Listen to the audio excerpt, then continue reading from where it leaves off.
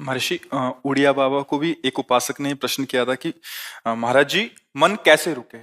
तो उड़िया बाबा ने उत्तर दिया, नियम पालन से। यदि हम नियम पर दृढ़ रहें तो मन हमारा क्या कर सकता है? नियम तो परमात्मा देखता है। हम लोग नियम पर दृढ़ नहीं रहते, इसी से हमारे देश की दुर्दशा है। संध्या वंदन तक का नियम जाता रहा है। भजन करने के लिए नियम की बड़ी आवश्यकता। हाँ, बड़े नियम की आवश्यकता है। तो जैसे प्रातः काल से सायंकाल तक की हर व्यक्ति की अपनी एक दिनचर्या होनी चाहिए। ऐसा नहीं कि आज हम 4 बजे उठे, कल 7 बजे उठे, पर फिर मन को आप कंट्रोल नहीं कर पाएंगे। मन के लिए एक दिनचर्या होनी चाहिए कि हमको 10 बजे सोना है, 4 बजे उठ जाना है। तो फिर 4 से 4:15 नहीं होना चाहिए, 4 बजे उठ जाना, ऐसा नियम बना ले। और उठ करके हमको थोड़ी देर नाम जप करना है, थोड़ी देर हमें वाणी जी का गायन करना है, थोड़ी देर हमें ध्यान, एक अपनी दिनचर्या। फिर हम अपने संसार के कार्य के नियम, जो संसार के कार्य हैं, उनको भी करते हुए भगवान को समर्पित करें। जैसे जो पद में है, जो आपको राष्ट्र सेवा मिली है, जो आपको समाज सेवा के पद मिले हैं, या आपको जो घर की सेवा के कार्य मिले हैं, उनमें बहुत धर्म पूर्वक आचरण होना चाहिए।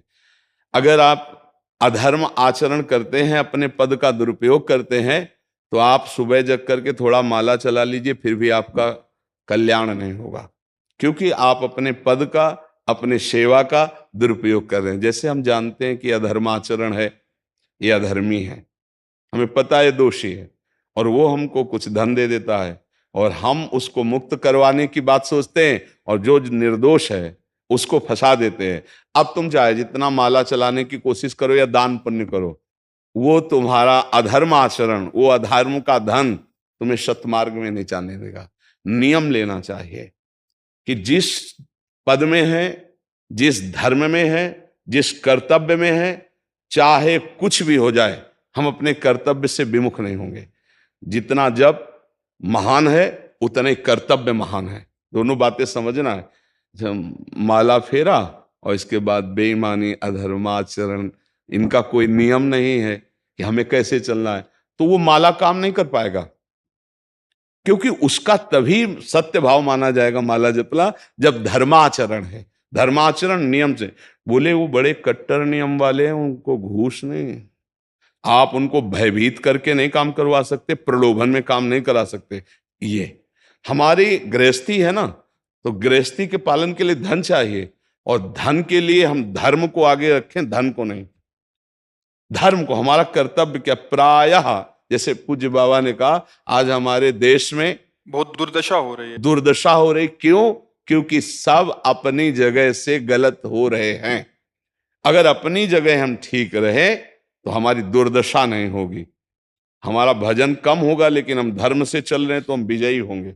हम भगवान को प्रसन्न कर सकते हैं, क्योंकि हमें जो कार्य मिला है वो भगवान का ही कार्य, सृष्टि भगवान का कार्य। जैसे नए बच्चे कुछ वकालत पढ़ रहे थे, तो यहाँ आके प्रश्न किया था कि हम जानते हैं कि वो दोषी नहीं है, हम जानते हैं कि वो दोषी है, पर दोषी हमें पैसा दे रहा है, तो हम वकालत पढ़ी इसीलिए, हम उसको जिताएंगे, तो क्या कोई पाप है? तो उनका खुला पाप है।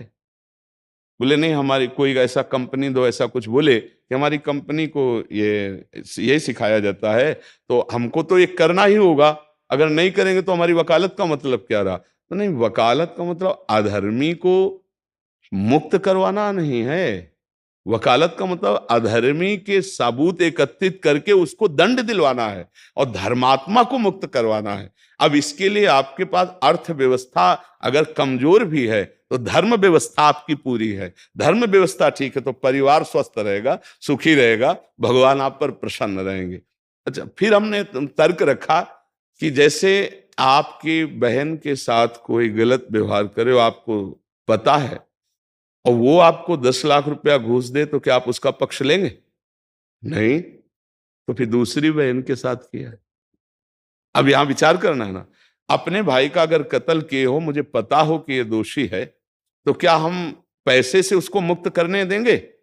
लगेगा कि जान की बाजी लगा देंगे, और तुम्हें हम, ऐसे ही एक गरीब आदमी की किसी ने हत्या की है, तो आपका पक्ष बनता है। पर यह ज्ञान कहां मिलेगा? बिना अध्यात्म के ये ज्ञान तो मिलेगा नहीं। ज्ञान तो इस बात का मिला कि कैसे पैसा कमाया जाए। अच्छा, वो पैसा यदि अधर्म से आया है तो आपकी दुर्दशा कर देगा, आपकी बुद्धि भ्रष्ट कर देगा। तो जो बाबा कह रहे हैं कि आज हमारे समाज की बड़ी दुर्दशा हो रही, उसका कारण यही है कि हमें अध्यात्म का ज्ञान नहीं, हमें धर्म का ज्ञान नहीं, और बड़ी बड़ी गलतियां हो जाती है। बिल्कुल पता है आदमी निर्दोष है और हम धन के प्रभाव से उसको दंड दे देते हैं। वो दंडा भगवान जब आपको पलट कर देंगे तो आप सह नहीं पाओगे, उसका परिणाम बहुत बुरा होता है। तो इसलिए समाज को चाहिए अपने अपने कर्तव्य का पालन करते हुए एक नियमावली बना ले। जैसे कुछ दुकानों का नियम होता है कि वहां फिक्स रेट होता है, नहीं होता? वहां ये नहीं चलेगा कि कसम से कहते हैं कि तुम्हें हम अपना जान करके कि 100 रुपया मीटर ये मिला है, हम बिल्कुल मुनाफा नहीं ले रहे। नहीं, झूठ क्यों बोल रहे हो? दुकान खोले हो मुनाफा के लिए, झूठ क्यों बोल रहे हो? नहीं लेंगे मुनाफा, हम जितने का लाए हैं उससे मुनाफा लेंगे, पर 120 रुपया मीटर देंगे, कपड़ा बढ़िया है, नाप फिट है, इससे नीचे नहीं उतरेंगे, हमें सफाई देने की जरूरत नहीं है कि हम कसम खाते हैं या ऐसा। हम जानते हो ये बिजली है, दुकान है, नौकर लगे हैं, तो इसका मुनाफा लेने के लिए दुकान खोलें, कोई दान करने के लिए तो नहीं। तो सबको पता है मुनाफा लेगा, लेकिन एक फिक्स दाम, उसे 10-20 रुपया का मुनाफा लेकर के हम उसको बेच रहे हैं। लेकिन झूठ क्यों बोले? बोले झूठ के बिना धंधा नहीं चलता। नहीं, ऐसा नहीं है। अब असत्य बोलोगे तो उससे जो आपको मुनाफा मिलेगा वो आपकी बुद्धि भ्रष्ट करेगा, और सत्य है कि मुनाफा के लिए है वही चीज, और आप एक फिक्स रेट में दे रहे, बढ़िया है। अब अगर आप कोई मिलावट करके भोजन सामग्री दे रहे हैं, आपको पता है, तो जो खाने वाले के हृदय में बैठे हुए भगवान है वो तुम्हारे जीवन में मिलावट कर देंगे, तुम्हारा जीवन महान दुखमय हो जाएगा। ये कहां समझा जाता है? एक आदमी सिंथेटिक दूध बना रहा है, उससे कहो ये अपने बच्चे को पिला, नहीं पिलाएगा। फिर ये दूसरे का बच्चा जब पिएगा तो उसकी हालत क्या होगी? दूसरे शरीर में जाएगा तो हालत क्या होगी? वो केवल धन की बुद्धि रख रहा है। एक आदमी घी में केमिकल मिला रहा है, एक ऐसे अभक्ष्य पदार्थ मिला है, वो स्वयं नहीं खाएगा, लेकिन वो होटलों में भेजा जाएगा, हजारों लाखों लोग खाएंगे, बीमारी बढ़ेगी, उसको रुपया से मतलब है। ये चीज, ये दुर्दशा हर जगह धर्म का ज्ञान न होने के कारण फैल रही, नहीं फैल रही।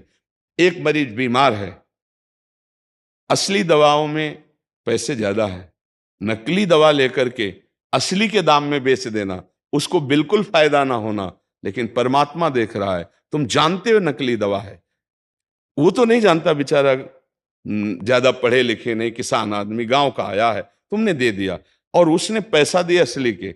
अब वो पैसा तुम्हारी बुद्धि भ्रष्ट करेगा, तुम्हारे परिवार में कलह पैदा करेगा और तुम्हारा पतन कर देगा। ऐसे हर डिपार्टमेंट में, हर विषय में यदि हम अपने धर्म से चले, अपने सत्य से चले, और थोड़ा भी भजन होगा, वो आपको उत्तम गति प्रदान करेगा। पर ऐसा कहां समझ में आ रहा? अध्यात्म के बिना भला ऐसा समझ में आएगा? तो इसीलिए कह रहे हैं हमारे देश की दुर्दशा हो रही। पूर्वजों में पहले यह था कि हमारा धर्म नहीं जाना चाहिए चाहे प्राण चले जाएं, हमारा चरित्र नहीं जाना चाहिए चाहे सर्वस्व नष्ट हो जाए। आज इसकी कोई परवाह नहीं, तो उसी से बुद्धि भ्रष्ट हो जाती है, जीवन एक पशुवत आचरण वाला हो जाता है, और वो अपने को बड़ा सुखी समझने लगते हैं कि हमारे पास बड़ा वैभव है। लेकिन प्यारे, उस दिन को याद करो जिस दिन तुम्हारा आखिरी समय होगा, ना तुम्हारा फार्म हाउस जाएगा, ना महल तुम्हारा जाएगा, ना बैंक बैलेंस जाएगा, ना कोई व्यक्ति, और ना ये शरीर। अब तुम्हारे कर्म तुमको भोगवाएंगे। उस समय की कौन याद करता है? अगर उस समय की याद हो तो भय लग जाए कि नहीं नहीं, पाप नहीं करूंगा, क्योंकि जाना है यहां से। अच्छा, कब जाना है कुछ पता नहीं है, किसी भी समय ट्रांसफर हो सकता है इस शरीर से। तो हमें लगता है कि महापुरुषों के जो वचन है कि हमें एक नियम से जीवन जीना चाहिए, धर्म पूर्वक जीवन जीना चाहिए, अपने कर्तव्य का पालन करना चाहिए। जो हमारे लिए कर्तव्य, आज प्रायः धन प्रधान बुद्धि होने के कारण कर्तव्य स्वाहा हो रहा है। एक विद्यालय में विद्यार्थी के लिए जो गुरु पद में बैठा, उसका क्या कर्तव्य है? वो अपने कर्तव्य को भूला हुआ है। भला छोटे छोटे विद्यार्थियों को, जिनकी नींव पूरे राष्ट्र सेवा में, समाज सेवा में ये बन सकते हैं, अगर उनको हम सही शिक्षा नहीं दी तो उनका पूरा जीवन बर्बाद हो जाएगा। अगर उनको हम गलत सपोर्ट कर दिए तो उनका पूरा जीवन बर्बाद, क्योंकि नया जीवन है। और जगह जगह अपने अपने कर्तव्यों का यदि पालन किया जाए तो पूरा समाज सुखी हो जाए। लेकिन कर्तव्यहीनता आ रही, कोई अपने कर्तव्य को नहीं समझ रहा है। तो यही बात महापुरुष जनों को दुख लगता है कि अगर सब अपने कर्तव्य का पालन करें, धर्म का पालन करें, भगवान का नाम जप करें तो सब सुखी हो जाए। सुख सब चाहते हैं और आचरण दुख वाले करते, इसीलिए सुख नहीं मिल रहा है, परिणाम में हमें दुख मिल रहा है। सच्ची मानना, वो रुपया पूरे परिवार में अशांति पैदा कर देगा। और धर्म पूर्वक 100 रुपया लाओगे और 4-5 परिवार के बैठ के नमक रोटी खाओगे, आनंद से सोओगे, बड़ा प्यार रहेगा, भगवान की कृपा रहेगी। पर ये बात समझ में नहीं आती है। तो ये वृत्ति अगर छोड़ी ना जाएगी तो कुछ भी कर लो, कहीं भी दान पुण्य कर लो, लाभ नहीं मिलेगा।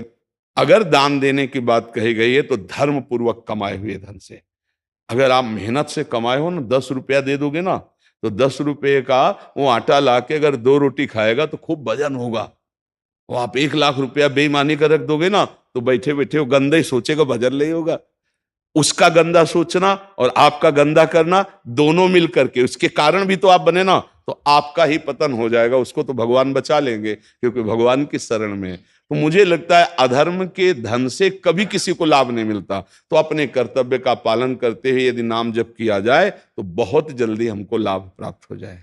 बहुत सुंदर मतलब ये चर्चा होती है, अगर आप लोग इसको धारण कर लें तो निहाल हो जाएंगे। सच्ची कह रहे, ये जो बातें हैं ये बहुत सुंदर जीवन को पुष्ट करने वाली हैं, पर आप धारण कर लें तो बात है।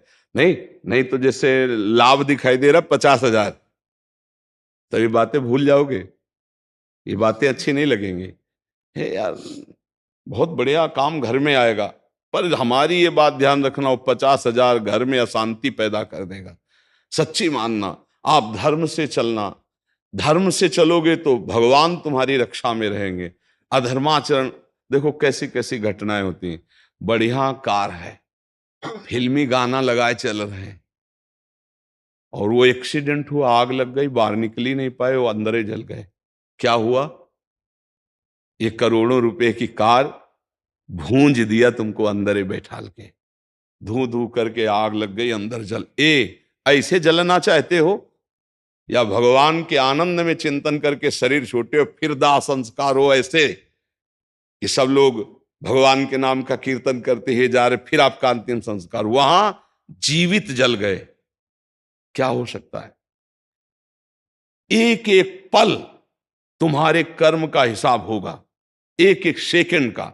ऐसे कर्म करो कि हमारा अच्छा हिसाब हो, बुरा हिसाब। ये मत समझो कोई देख नहीं रहा, वो देख रहा है, जिसको हिसाब कर रहा है वो देख रहा है। उसके लिए कोई वकील या किसी सबूत की जरूरत नहीं होती, वो सर्वांतर्यामी आपके अंदर बैठे ही देख रहा है। तो सदैव जैसे ये सत्संग सुन रहे हैं, तो अगर हाथ जोड़ के प्रार्थना है, थोड़ी भी बात मान लोगे तो आप सच्चे सुख के मार्ग में चलने लगोगे। नहीं तो भाई बहुत गंदी हवा चल रही है, माया की बहुत गंदगी ऐसी फैल रही। कलिकाल है ना कि ये बातें किसी को पसंद नहीं आती। वो बात बताओ कि हम कितना रुपया कमा ले, कैसे कितने भोग भोग ले, और वो अध्यात्म में नहीं है। आपको सच धोखे में मत रहना।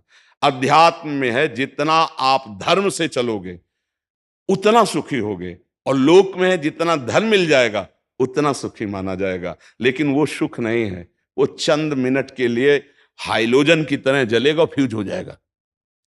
और धर्मात्मा दीपक की तरह जलेगा, पर बहुत काल तक चलता रहेगा। इन बातों का चिंतन कीजिए, खूब नाम जप कीजिए और भगवान के भरोसे रहिए, गंदे आचरण मत कीजिए।